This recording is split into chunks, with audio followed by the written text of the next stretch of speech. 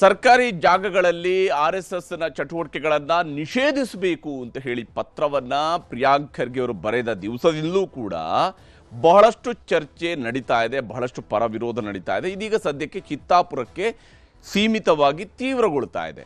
ಕುತೂಹಲ ಕೆರಳಿಸಿದೆ ಚಿತ್ತಾಪುರದ ಚದುರಂಗದಾಟ. ಯಾಕಂದ್ರೆ ಇಲ್ಲಿ ಈಗ ಒಬ್ಬರಾದ ಮೇಲೊಬ್ಬರು ಪಥಸಂಚಲನ ನಡೆಸೋದಕ್ಕೆ ರೆಡಿಯಾಗಿದ್ದಾರೆ.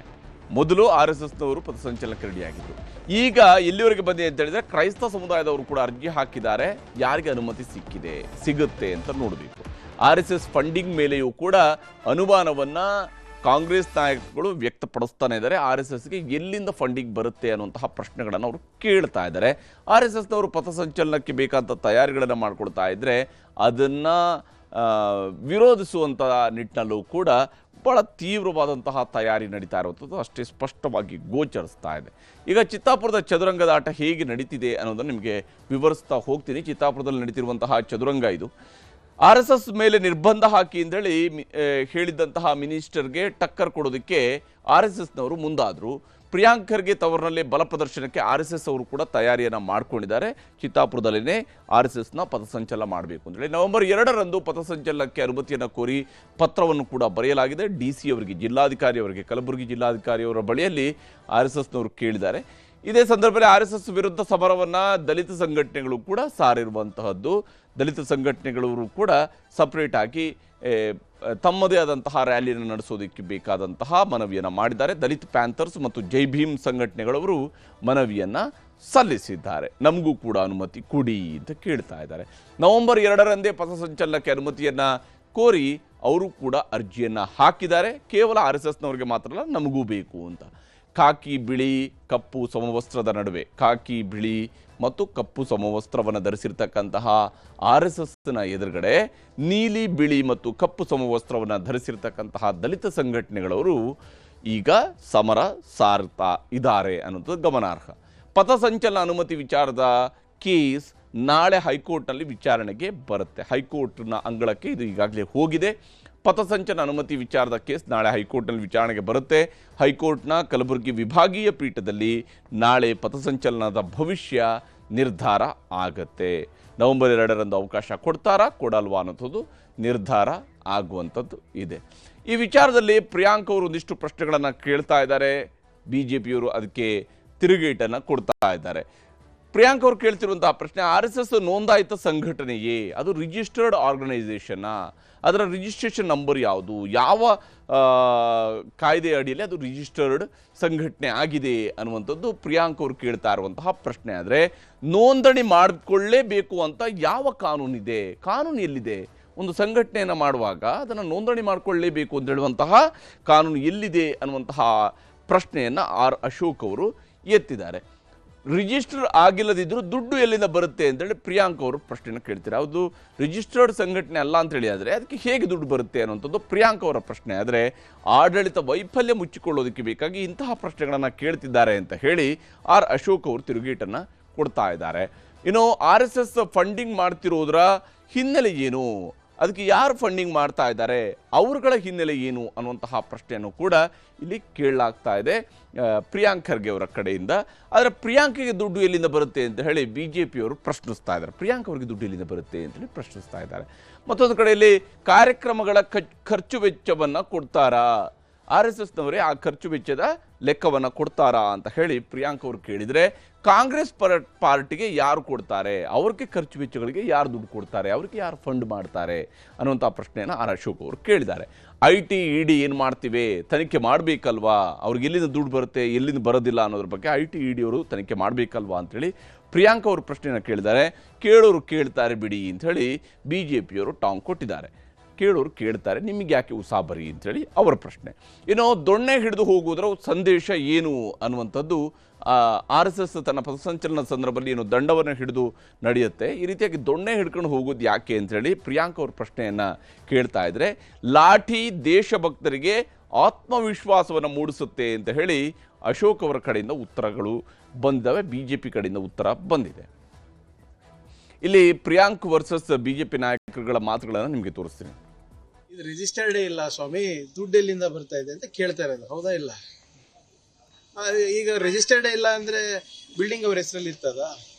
ರಿಜಿಸ್ಟರ್ಡ್ ಇಲ್ಲ ಅಂದ್ರೆ ಪರ್ಮಿಷನ್ ಯಾರ ಹೆಸರಲ್ಲಿ ಕೊಡ್ಬೇಕು ನಾವು? ರಿಜಿಸ್ಟರ್ಡ್ ಇಲ್ಲ ಅಂದ್ರೆ ಬ್ಯಾಂಕ್ ಅಕೌಂಟ್ ಇರುತ್ತಾ? ನಮ್ಮ ಪ್ರಶ್ನೆನೂ ಅದೇ ಇಲ್ಲ. ಅವರಿಗೆ ಕಾರ್ಯಕ್ರಮ ನಡೆಸಲಿಕ್ಕೆ ಇದು ಅಷ್ಟೊಂದು ಜನ ವಾಲಂಟಿಯರ್ ಕೊಡ್ತಾರಾ? ಎಷ್ಟು ಜನ ಕೊಡಕ್ ಸಾಧ್ಯ? ನೀವೇ ಹೇಳಿ. ನೀವು ಸಾಕಷ್ಟು ಸಾಮಾಜಿಕ ಕಾರ್ಯಕ್ರಮಗಳು ನಡೆಸಿರ್ಬೇಕಲ್ವಾ? ಆ ದೇಣಿಗೆಯಲ್ಲಿ ಏನ್ ಬಂದ್ರು ಕೂಡ ಅಕೌಂಟೆಡ್ ಇರ್ಬೇಕಲ್ಲ. ನಾವು ಅದೇ ಕೇಳ್ತಾ ಇರೋದು, ಅವರು ಅದೇ ಹೇಳ್ತಾ ಇರೋದು. ಅವ್ರ ಕಾಂಗ್ರೆಸ್ ಪಾರ್ಟಿಗೆ ಎಲ್ಲಿಂದ ದುಡ್ಡು ಬರ್ತೈತೆ ಅದನ್ನ ಅವ್ರು ಡಿಕ್ಲೇರ್ ಮಾಡ್ಕೊಳ್ಳಿ. RSS ಗೆ ದುಡ್ಡು ಬರ್ತೈತೆ ಡಿಕ್ಲೇರ್ ಮಾಡಕ್ಕೆ ಕೇಳಕ್ಕೆ ಸಂಸ್ಥೆಗಳಿದೆ, ಅವ್ರು ಕೇಳ್ಕಂತಾರೆ.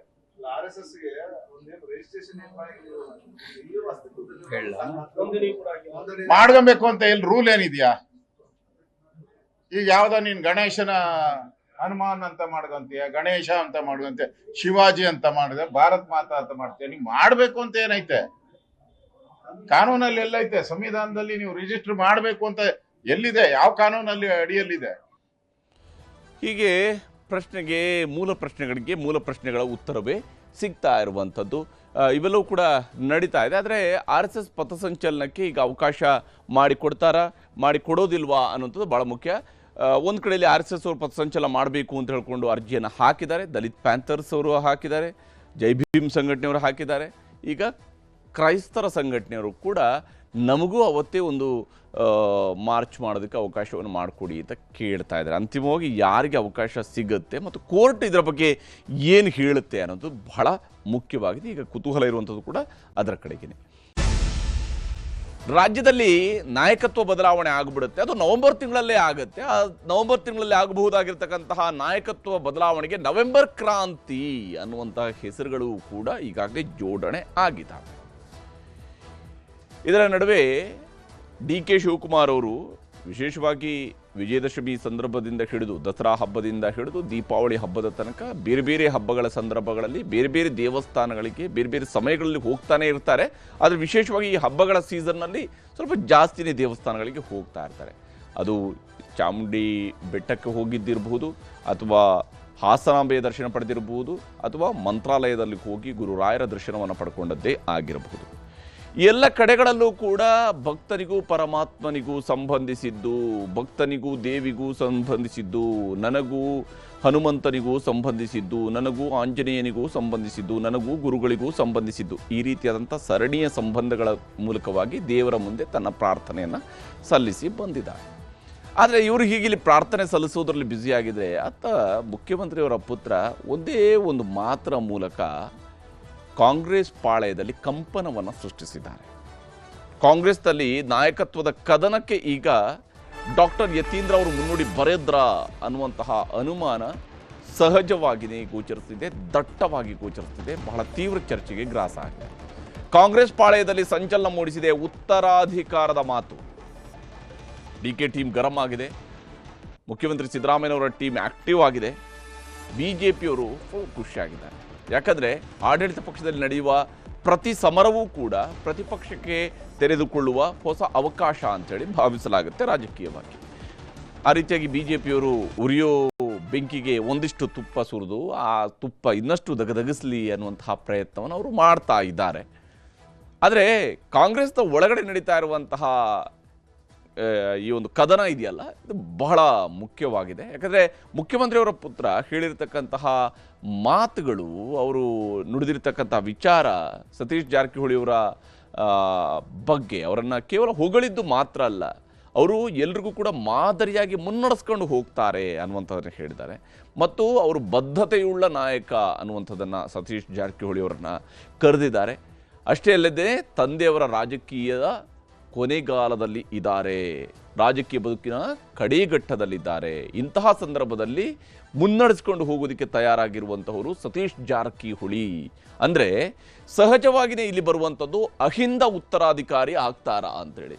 ಅಹಿಂದ, ಸಿದ್ದರಾಮಯ್ಯನವ್ರನ್ನ ಅಹಿಂದ ಚಾಂಪಿಯನ್ ಅಂತೇಳಿ ನಾವು ಕರಿತೀವಿ. ಆದರೆ ಆ ಅಹಿಂದ ಚಾಂಪಿಯನ್ ಆಗಿರುವಂತಹ ಸಿದ್ದರಾಮಯ್ಯನವರ ಕೈಯಿಂದ ಆ ಬ್ಯಾಟನ್ ಈಗ ಸತೀಶ್ ಅವರ ಕೈಗೆ ಹೋಗುತ್ತಾ ಮುಂದೆ. ಸಿದ್ದರಾಮಯ್ಯನವರು ಮುಖ್ಯಮಂತ್ರಿ ಸ್ಥಾನದಲ್ಲಿ ಇರುವಷ್ಟು ದಿವಸ ಅದಾದ ನಂತರ ಅವರ ಅಧಿಕಾರದ ಬದಲಾವಣೆಗಳ ಸಂದರ್ಭಗಳಲ್ಲಿ ಅದು ಸತೀಶ್ ಅವರ ಕೈಗೆ ಹೋಗುತ್ತಾ ಅನ್ನುವಂತಹ ಪ್ರಶ್ನೆ ಇದ್ದೇ ಇದೆ. ಕಾಂಗ್ರೆಸ್ನಲ್ಲಿ ಜೋರಾಗಿದೆ ನವೆಂಬರ್ನಲ್ಲಿ ನಾಯಕತ್ವ ಬದಲಾವಣೆಯ ಚರ್ಚೆ. ನಾಯಕತ್ವದ ಬದಲಾವಣೆ ಆಗುತ್ತೆ, ಅದು ನವೆಂಬರ್ ತಿಂಗಳಲ್ಲೇ ಆಗುತ್ತೆ. ಯಾಕಂದರೆ 2.5 ವರ್ಷ ಸರ್ಕಾರಕ್ಕೆ ತುಂಬುತ್ತೆ, ಆವಾಗ ಆಗುತ್ತೆ ಅನ್ನುವಂಥದ್ರ ಚರ್ಚೆ ಬಹಳ ಜೋರಾಗಿ ನಡೀತಿದೆ. CM ಕುರ್ಚಿಯ ಕನಸು ಕಾಣ್ತಾ ಇರುವಂತಹ DK ಶಿವಕುಮಾರ್ಗೆ ಡಾಕ್ಟ್ರು ಶಾಕ್ ಟ್ರೀಟ್ಮೆಂಟ್ ಕೊಟ್ಟಿದ್ದಾರೆ.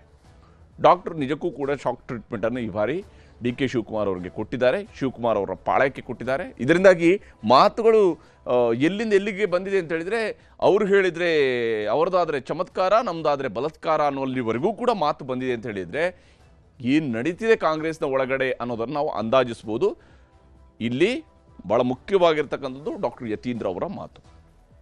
ಶಿವಕುಮಾರ್ ಅವರು ದೇವಸ್ಥಾನ ಸುತ್ತುತ್ತಾ ಇರುವಂತಹ ಸಂದರ್ಭದಲ್ಲಿ ಟೈಮ್ ಬಾಂಬ್ ಹಾಕಿದ್ದಾರೆ ಮುಖ್ಯಮಂತ್ರಿಯವರ ಮಗ ಡಾಕ್ಟರ್ ಯತೀಂದ್ರ ಸಿದ್ದರಾಮಯ್ಯ. ಡಾಕ್ಟರ್ ಯತೀಂದ್ರ ಸಿದ್ದರಾಮಯ್ಯ ಭಾಳ ಮೇಲು ಮಾತುಗಾರ, ಅವರಿಗೆ ರಾಜಕೀಯವಾಗಿ ಬಹಳ ವಿಚಾರಗಳ ಬಗ್ಗೆ ಅವರು ಕರೆಕ್ಟಾಗಿ ಕಮ್ಯುನಿಕೇಟ್ ಮಾಡಲ್ಲ ಅನ್ನುವಂಥದ್ರ ಬಗ್ಗೆ ಎಲ್ಲ ಅವ್ರ ಬಗ್ಗೆ ಟೀಕೆಗಳನ್ನು ಮಾಡೋರು ಇದ್ದಾರೆ. ಆದರೆ ಯತೀಂದ್ರ ಸಿದ್ದರಾಮಯ್ಯ ಬಹಳ ಮುಖ್ಯವಾದಂತಹ ದಾಳವನ್ನು ಉರುಳಿಸಿದ್ದಾರೆ. ಅದು ಬೆಳಗಾವಿಯಲ್ಲಿ ಉರುಳಿಸಿರುವಂಥದ್ದು ಬಹಳ ಪ್ರಮುಖ ಆಗಿದೆ. CM ಸಿದ್ದರಾಮಯ್ಯನವರಿಗೆ ಸೈದ್ಧಾಂತಿಕ ಉತ್ತರಾಧಿಕಾರಿ ದಾಳವನ್ನು ಉರುಳಿಸಿದ್ದಾರೆ ಡಾಕ್ಟರ್ ಯತೀಂದ್ರ ಅವರು. ಮೊನ್ನೆ ಅಷ್ಟೇ ಒಬ್ಬರು ಹೇಳ್ತಾ ಇದ್ರು, ಯತೀಂದ್ರ ಅವರೇ ಮುಂದೆ ಸಿದ್ದರಾಮಯ್ಯನವರ ನಂತರ ಯತೀಂದ್ರ ಅವರು ನಾಯಕತ್ವವನ್ನು ಕೊಡ್ತಾರೆ ಅಂತೇಳೆಲ್ಲ ಒಂದಿಷ್ಟು ಹೊಗಳ್ತಾ ಇದ್ರು. ಆದರೆ doctor Yatindra Siddaramaiah very clear ಆಗಿ ಹೇಳ್ತಾ ಇದ್ದಾರೆ, ಸತೀಶ್ ಜಾರಕಿಹೊಳಿ ಅವರು ಸೈದ್ಧಾಂತಿಕ ಬದ್ಧತೆಯುಳ್ಳ ನಾಯಕ, ಅವರು ನಮ್ಮನ್ನು ಮುನ್ನಡೆಸ್ಕೊಂಡು ಹೋಗ್ತಾರೆ ಅಂತ. CM ಸಿದ್ದರಾಮಯ್ಯನವರ ನಂತರ ಸತೀಶ್ ಜಾರಕಿಹೊಳಿ ಅವರು ಅಹಿಂದ ನಾಯಕ ಅನ್ನುವಂಥದ್ದನ್ನು ಅವರು ಸ್ಪಷ್ಟವಾಗಿ ಹೇಳಿದ್ದಾರೆ. ಅವರ ಸಿದ್ಧಾಂತ, ಅವರ ಬದ್ಧತೆಯ ಬಗ್ಗೆ ಮಾತನಾಡಿದ್ದಾರೆ. ಅಹಿಂದ ಕಾರ್ಡ್ ಉರುಳಿಸಿ CM ಸಿದ್ದರಾಮಯ್ಯನವರ ಪುತ್ರ ಡಾಕ್ಟರ್ ಯತೀಂದ್ರ ಸಿದ್ದರಾಮಯ್ಯನವರು ರಾಜಕೀಯವಾದಂತಹ ದೊಡ್ಡ ತಲ್ಲಣವನ್ನು ಸೃಷ್ಟಿಸಿದ್ದಾರೆ. ಸಹಜವಾಗಿಯೇ ಕಾಂಗ್ರೆಸ್ನಲ್ಲಿ ಇದು ಕಂಪನವನ್ನು ಸೃಷ್ಟಿಸುತ್ತೆ ಮತ್ತು ಯಾರು ಯಾರ ಕಡೆಗೆ ಅನ್ನುವಂಥದ್ದನ್ನು ವೆರಿ ಕ್ಲಿಯರ್ ಆಗಿ ಗೋಡೆ ಮೇಲಿನ ಬರಹದಷ್ಟೇ ಕ್ಲಿಯರ್ ಆಗಿ ಇದು ರೂಪಿಸ್ತಾ ಇದೆ. ಅದರಲ್ಲಿ ಯಾವುದೇ ಅನುಮಾನಗಳು ಬೇಕಿಲ್ಲ ಈ ಹಂತದಲ್ಲಿ. ಈಗ ಅಂದರೆ ಈಗಲೇ ಅಲ್ಲ, 2028ಕ್ಕೆ ಸತೀಶ್ ನಾಯಕತ್ವ ಅಂತೇಳಿ ಯತೀಂದ್ರ ಸಿದ್ದರಾಮಯ್ಯನವರು ಹೇಳಿದ್ದಾರೆ. ಅಲ್ಲಿಗೆ 28ರವರೆಗೆ ಸಿದ್ದರಾಮಯ್ಯನವರೇ ಮುಖ್ಯಮಂತ್ರಿ, 28ರ ನಂತರ ಕಾಂಗ್ರೆಸ್ ಏನಾದರೂ ಅಧಿಕಾರಕ್ಕೆ ಬಂದರೆ ಅಥವಾ ಕಾಂಗ್ರೆಸ್ ಅಧಿಕಾರಕ್ಕೆ ಬರೆದಿದ್ರು ಕೂಡ ಸತೀಶ್ ಜಾರಕಿಹೊಳಿ ಅವರೇ ನಾಯಕ ಅನ್ನುವಂಥದ್ದು ಸ್ಪಷ್ಟವಾಗಿದೆ ಯತೀಂದ್ರ ಅವರ ಮಾತಿನ ಮೂಲಕ. ಯತೀಂದ್ರ ಅವರ ಮಾತನ್ನು ನಿಮಗೆ ಮತ್ತೊಮ್ಮೆ ತೋರಿಸ್ತೀನಿ.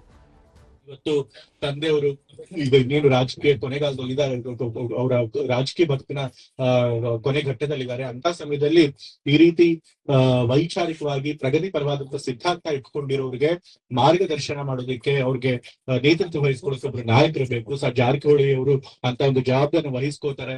ಕಾಂಗ್ರೆಸ್ ಪಕ್ಷ ಸಿದ್ಧಾಂತ ನಂಬಿಕೆ ಇಟ್ಕೊಂಡಿರುವಂತ ಎಲ್ಲ ರಾಜಕಾರಣಿಗಳಿಗೆ, ಯುವ ನಾಯಕರಿಗೆ ಅವ್ರು ಮಾದರಿಯಾಗಿ ನಮ್ಮನ್ನು ಮುನ್ನಡೆಸ್ತಾರೆ ಅನ್ನೋ ಒಂದು ನಂಬಿಕೆ ನನಗಿದೆ.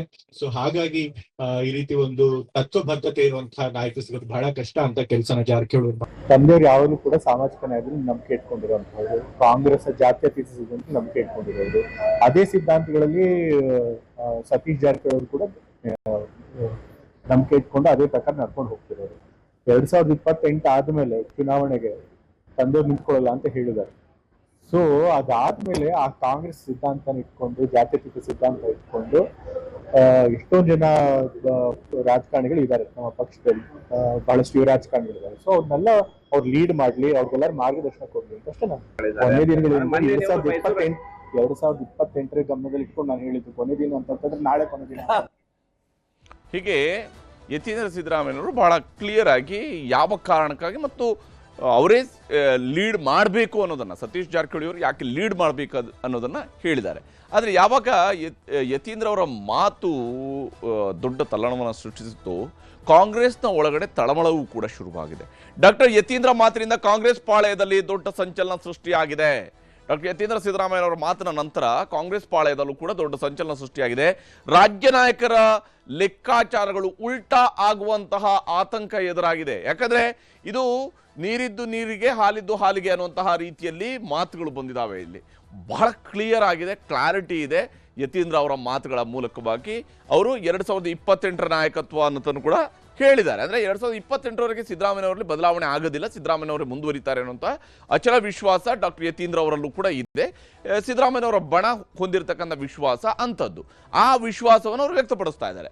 ಇಲ್ಲಿ ಹೈಕಮಾಂಡ್ ಮಟ್ಟದಲ್ಲೂ ಕೂಡ ಏನೆಲ್ಲ ಆಗುತ್ತೆ ಅನ್ನೋದ್ರ ಬಗೆಗಿನ ಕುತೂಹಲ ಈಗ ಮೂಡಿರುವಂಥದ್ದು. ಯಾಕಂದರೆ ಮುಖ್ಯಮಂತ್ರಿಯವರ ಮಗನೇ ಈ ಮಾತುಗಳನ್ನು ಹೇಳಿದಾಗ, ಮುಖ್ಯಮಂತ್ರಿಯವರ ಮಗನೇ ಅಹಿಂದ ನಾಯಕತ್ವ ಯಾರ ಕಡೆಗೆ ಹೋಗುತ್ತೆ ಅನ್ನೋದರ ಬಗ್ಗೆ ಸ್ಪಷ್ಟವಾಗಿ ಹೇಳಿರುವಾಗ ಸಹಜವಾಗಿಯೇ ಚರ್ಚೆ ಆಗೇ ಆಗುತ್ತೆ.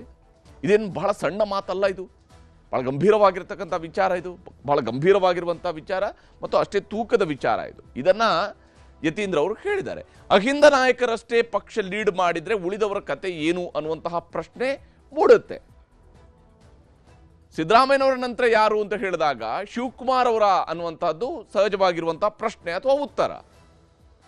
ಆದರೆ ಶಿವಕುಮಾರ್ ಅವರಲ್ಲ, ಬದಲಿಗೆ ಸತೀಶ್ ಅವರು ಇರ್ತಾರೆ ಅಲ್ಲಿ ಅನ್ನುವಂಥದ್ದು ಬಂದಾಗ ಸಹಜವಾಗಿಯೇ ನಮ್ಮ ಜಾತಿ ವ್ಯವಸ್ಥೆ ಒಳಗಡೆ ಉಳಿದ ಜಾತಿಗಳವರಿಂದ ಪ್ರಶ್ನೆಗಳು ಮೂಡುವಂಥ ಸಹಜ, ಸರ್ವೇ ಸಾಮಾನ್ಯ, ಸಹಜ. ಈಗ ಜಾತಿ ಲೆಕ್ಕಾಚಾರದೊಂದಿಗೆ ಭವಿಷ್ಯದ ಬಗ್ಗೆಯೂ ಕೂಡ ನಾಯಕರುಗಳಿಗೆ ತಳಮಳವು ಶುರುವಾಗಿದೆ. ಸಿದ್ದರಾಮಯ್ಯನವರ ನಂತರ ಯಾರು ಅಂತ ಬಂದಾಗ ಅದು ಸತೀಶ್ ಜಾರಕಿಹೊಳಿ ಅನ್ನುವಂತಹ ಉತ್ತರ ಸಿಗ್ತಾ ಇದೆ. ಈ ವಿಚಾರಕ್ಕೆ ಸಂಬಂಧಪಟ್ಟಂತೆ ಯತೀಂದ್ರ ಅವರ ಮಾತಿಗೆ ಹಲವು ಮಂತ್ರಿಗಳು ಕೂಡ ಬೆಂಬಲ ಕೊಟ್ಟಿದ್ದಾರೆ ಅಥವಾ ಅವರು ಕರೆಕ್ಟಾಗಿ ಮಾತನಾಡಿದ್ದಾರೆ ಅನ್ನುವಂತಹ ಅಂಶವನ್ನು ಕೂಡ ಹೇಳ್ತಾ ಇದ್ದಾರೆ. ಮಂತ್ರಿಗಳ ಮಾತುಗಳನ್ನು ನಿಮ್ಗೆ ತೋರಿಸ್ತೀನಿ. ನನಗೆ ಅನಿಸೋದು ಅದು ಲೀಡರ್ಶಿಪ್ಪಿನ ಲೆಕ್ಕದಲ್ಲಿ ಮಾತಾಡಿಲ್ಲ ಅವರು ಮಾತಾಡಿದ್ದು ಸರ್ಕಾರದ ಪಕ್ಷದ ಬದ್ಧತೆ ಬಗ್ಗೆ, ಸಮಾಜದ ಬದ್ಧತೆ ಬಗ್ಗೆ ಮಾತಾಡಿದ್ದಾರೆ. ಸ್ವಾಭಾವಿಕವಾಗಿ ಸತೀಶ್ ಜಾರಕಿಹೊಳಿ ಅವರು ಹಿಂದೆ ಅಹಿಂದ ವರ್ಗದ ಆರ್ಗನೈಸೇಷನ್ ಅಲ್ಲಿ ಇನ್ವಾಲ್ವ್ ಆಗಿದ್ರಿಂದ ಅವರಿಗೆ ಆ ಬದ್ಧತೆ ಇದೆ ಅನ್ನೋ ಮಾತನ್ನ ಹೇಳಿದ್ದಾರೆ. ತಪ್ಪೇನಿಲ್ಲ. ಸೈದ್ಧಾಂತಿಕವಾಗಿ ಸಾಕಷ್ಟು ಜನ ನಮ್ಮ ಪಾರ್ಟಿನಲ್ಲಿ ಏನು ನಮ್ಮ ಕಾಂಗ್ರೆಸ್ ಐಡಿಯಾಲಜಿನ ಮುಂದುವರ್ಸ್ಕೊಂಡು ಹೋಗ್ತಾ ಇದ್ದಾರೆ. ಅದರಲ್ಲಿ ಸತೀಶ್ ಜಾರಕಿಹೊಳಿ ಅವರು ಒಬ್ರು ಅಂದ್ಬಿಟ್ಟು ಅವರೇ ಹೇಳ್ತಾ ಇದ್ದಾರೆ. ಅದರಲ್ಲಿ ಅವರು ಒಂದು ಸಂಘಟನೆ ನಡೆಸ್ತಾರೆ ಮುಂಚೆಯಿಂದನೂ, ಯಾವುದು ನಿಮ್ಮ ಇದ್ರ ವಿರುದ್ಧ, ಮೂಢನಂಬಿಕೆಗಳ ವಿರುದ್ಧ, ಸಂವಿಧಾನದ ಪರವಾಗಿ ನಡೆಸ್ತಾ ಇದ್ದಾರೆ. So there is nothing wrong ಅಲ್ಲ. ಸಮಸ್ಯೆ ಏನಿದೆ, ಇವರು ಸೈದ್ಧಾಂತಿಕವಾಗಿ ಬದ್ಧರಿದ್ದಾರೆ, ಇವರು ಕಾಂಗ್ರೆಸ್ ಪಕ್ಷದ ಸಿದ್ಧಾಂತಕ್ಕೆ ಮುಂದುವರಿಸ್ತಾರೆ ಅನ್ನೋದ್ರಲ್ಲಿ ತಪ್ಪೇನಿದೆ. ನಮ್ಮ ಯಾರದೇ ಕ್ಲೇಮ್ ಇವತ್ತು ಸಹ ಮಾಡ್ಕೊ ಸ್ವಾಭಾವಿಕ, ಎಲ್ಲರಿಗೂ ಆಶೆ ಇರ್ತದೆ. ಯಾರು ಸನ್ಯಾಸಿಗಳಲ್ಲ ರಾಜಕೀಯದಾಗ, ಯಾರ್ಯಾರು ಎಂ ಬಿ ಪಾಲ್ ನೋಡ್ಕೊಂಡು ಯಾರೂ ಸನ್ಯಾಸಿಗಳಲ್ಲ, ಎಲ್ಲರೂ ಸಮರ್ಥರಿದ್ದಾರೆ. ಡಿ ಕೆ ಶಿವಕುಮಾರ್ ಅವರು ಸಮರ್ಥಿದ್ದಾರೆ, ಸತೀಶ್ ಜಾರಕಿಹೊಳಿ ಅವರು ಸಮರ್ಥಿದ್ದಾರೆ, ಪರಮೇಶ್ವರ್ ಅವರು ಸಮರ್ಥಿದ್ದಾರೆ, ರಾಮಲಿಂಗಡಿ ಅವರು ಸಮರ್ಥಿದ್ದಾರೆ, ಕೃಷ್ಣ ಬೈರೇಗೌಡರು ಸಮರ್ಥಿದ್ದಾರೆ, ಬಹಳಷ್ಟು ಜನ ಸಮರ್ಥಿದ್ದಾರೆ. ಪಕ್ಷ ಯಾವತ್ತೂ ಸಹ ಜನಾಭಿಪ್ರಾಯ ಬರಬೇಕು. ಮತ್ತೆ ಕಾಂಗ್ರೆಸ್ ಮುಖ್ಯವಾಗಿ ಕಾಂಗ್ರೆಸ್ ಪಕ್ಷ ಶಾಸಕರು ಬಯಸಬೇಕು. ಅವರೇನಾದರೂ ಹೇಳಿದ್ರೆ ಅದು ವೈಯಕ್ತಿಕ ಅಭಿಪ್ರಾಯ. ಇದು CLPಯಲ್ಲಿ ಆಯ್ಕೆ ಆಗ್ತಕ್ಕಂಥದ್ದು AICC ನಾಯಕರು ಇದನ್ನು ಚೂಸ್ ಮಾಡ್ತಕ್ಕಂಥದ್ದು ಇರೋದ್ರಿಂದ ನಾನು ಡಾಕ್ಟರ್ ಯತೀಂದ್ರ ಸಾಹೇಬ್ರ ವೈಯಕ್ತಿಕ ಅಭಿಪ್ರಾಯನ ನಾನು ಹಂಚ್ಕೊಳ್ಳಿಕ್ಕೆ ಸಾಧ್ಯ ಇಲ್ಲ. ಮಾಡ್ಬೋದು, ಏನೈತಿ, ನಾಯಕರು ಸುಮ್ಮನೆ ನಾನು ನೀನು ನಾಯಕನ ಮಾಡೋಕ್ಕಾಗೋದಿಲ್ಲ. ನಾಯಕನಾಗಿ ಹೊರಹೊಮ್ಮಬೇಕು. ಆ ನಾಯಕತ್ವ ಸತೀಶ್ ಜಾರಕಿಹೊಳಿ ಇದೆ. ಯಾರು ನಾನು ನೀನು ಹೇಳಿ ಮುಖ್ಯಮಂತ್ರಿ ಆಗು, ನೀವು ಮುಖ್ಯಮಂತ್ರಿ ಆಗು, ನಾನು ಆಗ್ತೇನೆ ಅನ್ನೋದಕ್ಕೆ ಏನಾರ ಬೆಲೆ ಇದೆ? ದರ್ಶನ ಹೇಳಿದ್ದೀನಿ, ಒಂದಿಲ್ಲ ಒಂದು ದಿನ ಅವರು ಮುಖ್ಯಮಂತ್ರಿ ಆಗುವ ಸಶಕ್ತ ಶಕ್ತಿ ಅವ್ರಿಗಿದೆ. ಇನ್ನು ಈ ಸಂದರ್ಭದಲ್ಲಿ ಸತೀಶ್ ಜಾರಕಿಹೊಳಿ ಅವರು ಕೂಡ ಈ ವಿಚಾರಕ್ಕೆ ಸಂಬಂಧಪಟ್ಟಂತೆ ಕೆಲವೊಂದು ಸ್ಪಷ್ಟನೆಯನ್ನು ಕೊಟ್ಟಿದ್ದಾರೆ ಮತ್ತು ತಮ್ಮ ಅಭಿಪ್ರಾಯಗಳನ್ನು ಕೂಡ ಹೇಳಿದ್ದಾರೆ. CM ಸ್ಥಾನದ ಬಗ್ಗೆ ಹೈಕಮಾಂಡ್ ನಿರ್ಧಾರ ಮಾಡಬೇಕು, ಮುಖ್ಯಮಂತ್ರಿ ಯಾರಾಗಬೇಕು ಅನ್ನೋಂಥ ವಿಚಾರಗಳೆಲ್ಲವೂ ಕೂಡ ಹೈಕಮಾಂಡ್ ತೀರ್ಮಾನ ಕೈಗೊಳ್ಳಬೇಕು ಮತ್ತು ಶಾಸಕರ ಅಭಿಪ್ರಾಯವೂ ಕೂಡ ಇಲ್ಲಿ ಮುಖ್ಯ ಆಗುತ್ತೆ. ಹೈಕಮಾಂಡ್ನ ಅಭಿಪ್ರಾಯ ಮತ್ತು ಶಾಸಕರ ಅಭಿಪ್ರಾಯದ ಆಧಾರದ ಮೇಲೆ ಮುಖ್ಯಮಂತ್ರಿ ಯಾರಾಗಬೇಕು ಅನ್ನೋಂತಹ ನಿರ್ಧಾರ ಆಗುತ್ತೆ. ಇನ್ನು ಅಹಿಂದ ನಾಯಕತ್ವ ಇದ್ದೇ ಇದೆ, ಇಲ್ಲದೇ ಇದ್ದರೆ ಸಂಘಟನೆ ಆಗೋದಿಲ್ಲ. ಅಂದರೆ ನಾನು ಅಹಿಂದ ನಾಯಕತ್ವವನ್ನು ವಹಿಸ್ಕೊಂಡಿದ್ದೀನಿ, ಅಹಿಂದ ಸಂಘಟನೆ ಅನ್ನೋಂಥ ನಾವು ಮಾಡ್ತೀವಿ, ಅದಿಲ್ಲದಿದ್ದರೆ ಪಕ್ಷವೂ ಕೂಡ, ಪಕ್ಷದ ಅಸ್ತಿತ್ವಕ್ಕೂ ವಿಚಾರವೂ ಕೂಡ ಇದ್ದೇ ಇರುತ್ತೆ.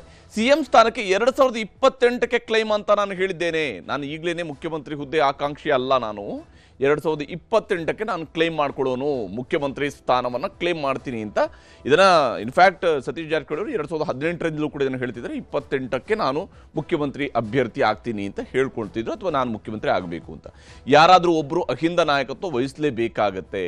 ಅಹಿಂದಕ್ಕೆ ಇವತ್ತು ಸಿದ್ದರಾಮಯ್ಯನವರೇ ಪ್ರಶ್ನಾತೀತ ನಾಯಕರಿದ್ದಾರೆ, ಆದರೆ ಯಾರಾದರೂ ಕೂಡ ಒಬ್ಬರು ಮುಂದೆಯೂ ಕೂಡ ನಾಯಕತ್ವವನ್ನು ವಹಿಸ್ಕೊಳ್ಬೇಕು. ದೇವರಾಜ ಅರಸು ಅವರು ಆದಮೇಲೆ ಸಿದ್ದರಾಮಯ್ಯನವರು, ಈಗ ಸಿದ್ದರಾಮಯ್ಯನವರು ಆದಮೇಲೆ ಮತ್ತೊಬ್ಬರು ಬೇಕು ಅನ್ನುವಂಥ ಅಭಿಪ್ರಾಯವನ್ನು ಕೂಡ ಸತೀಶ್ ಅವರು ಈ ಸಂದರ್ಭದಲ್ಲಿ ವ್ಯಕ್ತಪಡಿಸಿದ್ದಾರೆ. CM ಸ್ಥಾನದ ಬದಲಾವಣೆ ಬಗ್ಗೆ ಚರ್ಚೆ ಸದ್ಯಕ್ಕೆ ಇಲ್ಲ, ಯಾವುದೇ ಕ್ರಾಂತಿ ನವೆಂಬರ್ನಲ್ಲಿ ಆಗೋದಿಲ್ಲ ಅನ್ನೋದು ಅವರ ಅಚಲ ವಿಶ್ವಾಸ. KPCC ಅಧ್ಯಕ್ಷ ಸ್ಥಾನ ನೀಡುವಂಥದ್ದು ಹೈಕಮಾಂಡ್ಗೆ ಬಿಟ್ಟಿರುವಂಥದ್ದು. ತನ್ನನ್ನು, ಯಾಕಂದರೆ ಅವರು ಸ್ವತಃ ಅವರು ಕೂಡ PCC ಅಧ್ಯಕ್ಷ ಸ್ಥಾನದ ಪ್ರಬಲ ಆಕಾಂಕ್ಷಿ ಆಗಿದ್ರು, ಅದನ್ನು ಬಹಿರಂಗವಾಗಿ ವ್ಯಕ್ತಪಡಿಸಿದ್ರು. ಆದರೆ ಈಗ ಅವ್ರು ಹೇಳ್ತಾ ಇದ್ದಾರೆ ಅದೇನಿದ್ರು ಕೂಡ ಹೈಕಮಾಂಡ್ಗೆ ಮಾತ್ರ ಬಿಟ್ಟಿರುವಂಥದ್ದು, ಹೈಕಮಾಂಡ್ ನೋಡಿಕೊಳ್ಳುತ್ತೆ ಅನ್ನುವಂಥ ಅಭಿಪ್ರಾಯವನ್ನು ಸತೀಶ್ ಅವರು ವ್ಯಕ್ತಪಡಿಸಿದ್ದಾರೆ. ಸತೀಶ್ ಅವ್ರನ್ನ ನಮ್ಮ ಪ್ರತಿನಿಧಿ ಮಾತನಾಡಿಸಿದ್ದಾರೆ, ನೋಡೋಣ.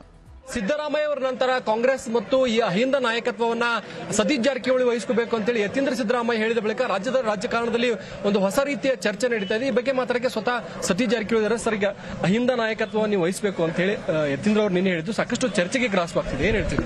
ಚರ್ಚೆಗೆ ಆಗೋ ಪ್ರಶ್ನೆ ಅಲ್ಲ. ಈ ಕರ್ನಾಟಕದಲ್ಲಿ ಯಾರ್ಯಾರೋ ಒಬ್ಬ ಅಹಿಂದ ನಾಯಕ ಬೇಕೇ ಬೇಕು. ದೇವರಾಜ ಅರಸಿದ್ರು, ಬಂಗಾರಪ್ಪನವರಿದ್ರು, ಖರ್ಗೆಜಿ ಅವರಿದ್ರು, ಸಿದ್ದರಾಮಯ್ಯವರಿದ್ರು. ಸಿದ್ದರಾಮಯ್ಯ ನಂತರ ಯಾರ್ಯಾರು ವಹಿಸ್ಕೊಳ್ಳೇಬೇಕು ಆ ದೃಷ್ಟಿಯಲ್ಲಿ ಅವ್ರು ಹೇಳಿದಾರೆ ಅಷ್ಟೇ. ಬಟ್ ಅದನ್ನ ಮುಖ್ಯಮಂತ್ರಿ ಅನ್ನೋ ಅರ್ಥದಲ್ಲಿ ಚರ್ಚೆ ಆಗ್ತದೆ. ಮುಖ್ಯಮಂತ್ರಿಗೆ ಅದಕ್ಕೂ ಸಂಬಂಧ ಇಲ್ಲ. ಅವ್ರು ಹೇಳಿದ್ದು ಅಹಿಂದ ನಾಯಕತ್ವ ಅಂತ ಹೇಳಿದ್ದಾರೆ. ಸರ್, ಈಗ 2006ರಲ್ಲಿ ಹುಬ್ಳಿಲಿ ಒಂದು ಕಾರ್ಯಕ್ರಮ ಆಯೋಜನೆ ಮಾಡಿದ್ರಿ. ರಾಜ್ಯ ರಾಜಕಾರಣದಲ್ಲಿ ದಿಕ್ಸೂಚಿ ಸಮಾವೇಶ ಅದು.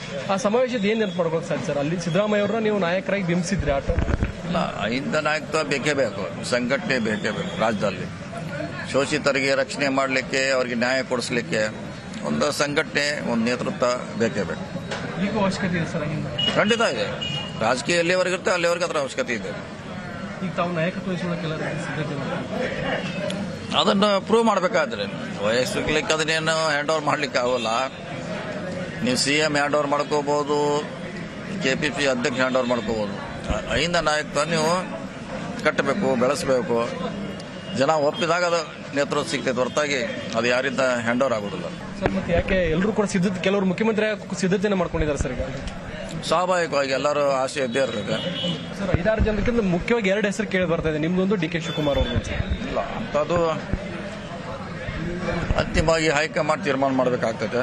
ನಾವು ಹೈಕಮಾಂಡ್ ತೀರ್ಮಾನಕ್ಕೆ ಎಲ್ಲರೂ ಬದ್ಧರಾಗಿರ್ಬೇಕು. ಸರ್, KPCC ಅಧ್ಯಕ್ಷರಾಗ್ತೀರಿ ಡಿಸೆಂಬರಲ್ಲಿ ಅಂತ ಒಂದು ಚರ್ಚೆ ಇದೆ ನೋಡಿ. ಅದನ್ನು ಕೂಡ ನಮ್ಮ ಕೈಲಿಲ್ಲ. ಯಾವಾಗ ಮಾಡಬೇಕು, ಯಾರು ಮಾಡಬೇಕಂತ ತೀರ್ಮಾನ ಮಾಡೋದು ಪಕ್ಷ. ಸೊ ನೋಡೋಣ, ವೇಟ್ ಮಾಡೋಣ. ಇಷ್ಟೇನು ಅಂತಂದ್ರೆ ಸಚಿವ ಸತೀಶ್ ಜಾರಕಿಹೊಳಿ ಹೇಳ್ತಕ್ಕಂಥ. ಕ್ಯಾಮರಾಮನ್ ಅಶೋಕ್ ಜೊತೆ ಚಂದ್ರಕಾಂತ್ ಸುಗಂಧಿ, News 18 ಬೆಳಗಾವಿ. ಹೀಗೆ ಇಲ್ಲಿ ನೇರವಾಗಿ ಯಾವುದೇ ವಿಚಾರಗಳನ್ನು ಅವರು ಹೇಳಿದ್ರು ಕೂಡ ಅಹಿಂದ ನಾಯಕತ್ವ ಅನ್ನುವಂಥದ್ದು ಅದು ಒಬ್ಬರು ಇನ್ನೊಬ್ಬರಿಗೆ ಹಸ್ತಾಂತರ ಮಾಡುವಂತಹ ನಾಯಕತ್ವ ಅಲ್ಲ. ಅದು ಜನರ ನಡುವಿನಿಂದ ಬರಬೇಕಾಗಿರುವಂಥ ನಾಯಕತ್ವ, ಜನರಿಂದ ಸಿಗಬೇಕಾದಂತಹ ನಾಯಕತ್ವ. ಹೀಗಾಗಿ ಸಂಘಟನೆ ಮಾಡಬೇಕಾಗತ್ತೆ ಅನ್ನುವಂಥ ವಿಚಾರಗಳನ್ನು, ಆ ಕ್ಲಾರಿಟಿಯನ್ನು ಸತೀಶ್ ಜಾರಕಿಹೊಳಿ ಅವರು ಕೂಡ ಕೊಟ್ಟಿದ್ದಾರೆ. ಆದರೆ ಇದರ ನಡುವೆ ಶಿವಕುಮಾರ್ ಅವರ ಟೀಮ್ ಕೂಡ ಆಕ್ಟಿವ್ ಆಗಿದೆ. ಸಿದ್ದರಾಮಯ್ಯ ಉತ್ತರಾಧಿಕಾರಿ ಸತೀಶ್ ಅನ್ನುವಂತಹ ಮಾತುಗಳನ್ನು ಹೇಳ್ತಾ ಇದ್ದಂತೆಯೇ DK ಶಿವಕುಮಾರ್ ಅವರ ಟೀಮ್ ಕೂಡ ಆಕ್ಟಿವ್ ಆಗಿದೆ. ವಿಶೇಷವಾಗಿ ಗೊಂದಲ ಮೂಡಿಸುವಂತಹ ಪ್ರಯತ್ನಗಳು ಆಗಬಾರ್ದು ಅನ್ನುವಂತಹ ಟೀಕೆ ಶಿವಕುಮಾರ್ ಅವರ ಕಡೆಯಿಂದ ವ್ಯಕ್ತವಾಗ್ತಾ ಇದೆ, ಅಥವಾ ಶಿವಕುಮಾರ್ ಅವರ ಬಣದಿಂದ ವ್ಯಕ್ತವಾಗ್ತಾ ಇದೆ. ಇಲ್ಲಿ ಬಣಗಳ ಬಗ್ಗೆ ಅನುಮಾನಗಳಿಲ್ಲ. ಕಾಂಗ್ರೆಸ್ನಲ್ಲಿ ಇರೋರಿಗೂ ಕೂಡ ಅನುಮಾನಗಳಿಲ್ಲ. ಕಾಂಗ್ರೆಸ್ನವ್ರಿಗೂ ಕೂಡ ಸ್ಪಷ್ಟತೆ ಇದೆ ಯಾರ ಬಣದಲ್ಲಿದ್ದಾರೆ ಅನ್ನುವಂಥದ್ದು. ನವೆಂಬರ್ ಕ್ರಾಂತಿ, ಅಧಿಕಾರ ಹಂಚಿಕೆ, ಸಂಪುಟ ಪುನರ್ರಚನೆಯ ಬಗೆಗೆ ಒಂದಿಷ್ಟು ಆತಂಕ, ಒಂದಿಷ್ಟು ಅನುಮಾನ, ಒಂದಿಷ್ಟು ಪ್ರಶ್ನೆಗಳು ಇವೆಲ್ಲವೂ ಕೂಡ ಕಾಂಗ್ರೆಸ್ನಲ್ಲಿ ಸದ್ಯಕ್ಕೆ ನಡೀತಾ ಇದ್ದಾವೆ. ವಿಶೇಷವಾಗಿ ಕ್ರಾಂತಿ ಕಹಳೆ ಬೆನ್ನಲ್ಲೇ ರಾಜ್ಯಕ್ಕೆ ರಾಹುಲ್ ಗಾಂಧಿ ಅವರಿಗೆ ನೀವು ರಾಜ್ಯಕ್ಕೆ ಬರಬೇಕು ಅಂತೇಳಿ ಆಹ್ವಾನವನ್ನು ನೀಡಲಾಗಿದೆ.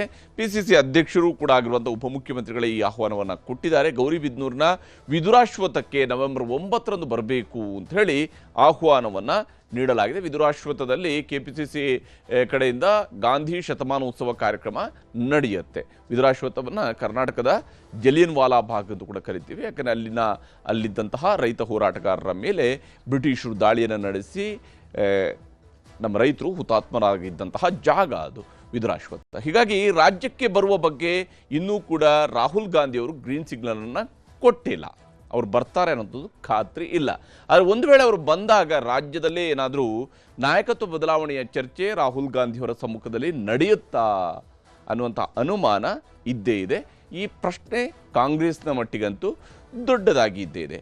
ಇದರ ನಡುವೆ ಯಾರದ್ದು ಚಮತ್ಕಾರ, ಯಾರದ್ದು ಬಲಾತ್ಕಾರ ಅಂತ ಹೇಳಿ ಶಿವಕುಮಾರ್ ಅವರ ಆಪ್ತ ಶಾಸಕ ಮಾತನಾಡಿದ್ದಾರೆ.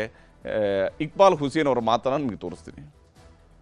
ಹೇಳಿಕೆ ಕೊಡಬೇಡ್ದಾಗಿತ್ತು, ಗೊಂದಲ ಸೃಷ್ಟಿ ಮಾಡೋದು ಬೇಡ ಅಂಥೇಳಿ ನಾನು ಡಾಕ್ಟರ್ ಯತೀಂದ್ರ ಅವ್ರಿಗೆ ಹೇಳ್ತೀನಿ. ಇಂಥ ಹೇಳಿಕೆಯಿಂದ ಪಕ್ಷದಲ್ಲಿ ಗೊಂದಲಗಳಾಗ್ತವೆ.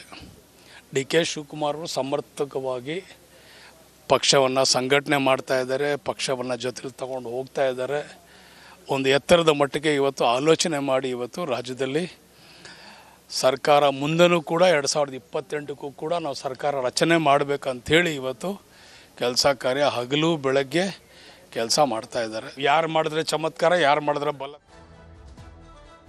ಹೀಗೆ ಯಾರು ಮಾಡಿದರೆ ಚಮತ್ಕಾರ, ಯಾರು ಮಾಡಿದರೆ ಬಲಾತ್ಕಾರ ಅನ್ನುವಂಥ ವಿಚಾರಗಳ ಬಗ್ಗೆ ಅವರು ಪ್ರಶ್ನೆ ಎತ್ತಿದ್ದಾರೆ. ಇಲ್ಲಿ ಸತೀಶ್ ಅವರ ಆಯ್ಕೆ ಹಾಗಾದರೆ ಯಾವ ಕಾರಣಕ್ಕಾಗಿ, ಅಹಿಂದ ನಾಯಕತ್ವದಲ್ಲಿ ಯಾವ ಕಾರಣಕ್ಕಾಗಿ ಸತೀಶ್ ಅನ್ನುವಂಥ ವಿಚಾರಗಳು ಬಂದಾಗ ವಾಲ್ಮೀಕಿ ಸಮುದಾಯದ ಅತ್ಯಂತ ಪ್ರಭಾವಿ ನಾಯಕರಾಗಿರುವಂಥವರು ಸತೀಶ್ ಜಾರಕಿಹೊಳಿ ಇಡೀ ರಾಜ್ಯ ಮಟ್ಟದಲ್ಲೂ ಕೂಡ ತಮ್ಮದೇ ಆದಂಥ ಛಾಪನ್ನು ಮೂಡಿಸಿರ್ತಕ್ಕಂತಹ ನಾಯಕ.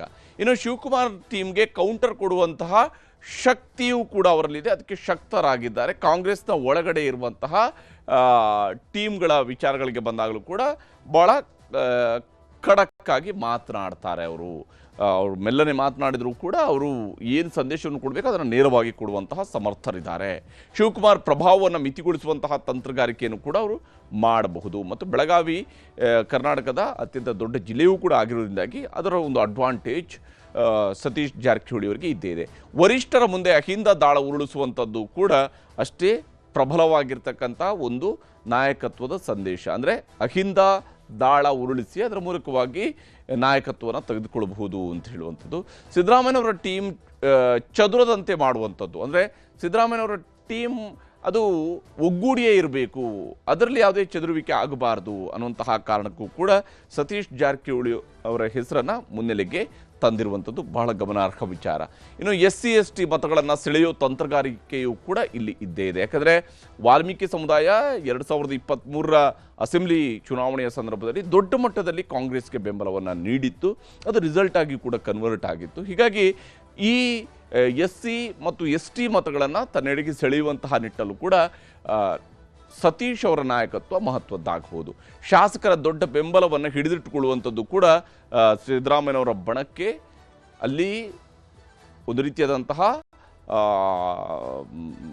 ಸೇನಾ ನಾಯಕನ ರೀತಿಯಲ್ಲಿ ನಿಲ್ಲುವಂಥವರು ಸತೀಶ್ ಜಾರಕಿಹೊಳಿ. ಈ ಕಾರಣಕ್ಕಾಗಿಯೂ ಕೂಡ ಬಹಳ ಮುಖ್ಯ ಆಗಿದೆ ಸತೀಶ್ ಅವರ ಹೆಸರನ್ನು ಇಲ್ಲಿ ಡಾಕ್ಟರ್ ಯತೀಂದ್ರ ಸಿದ್ದರಾಮಯ್ಯನವರು ಮುನ್ನೆಲೆಗೆ ತಂದಿರುವಂಥದ್ದು.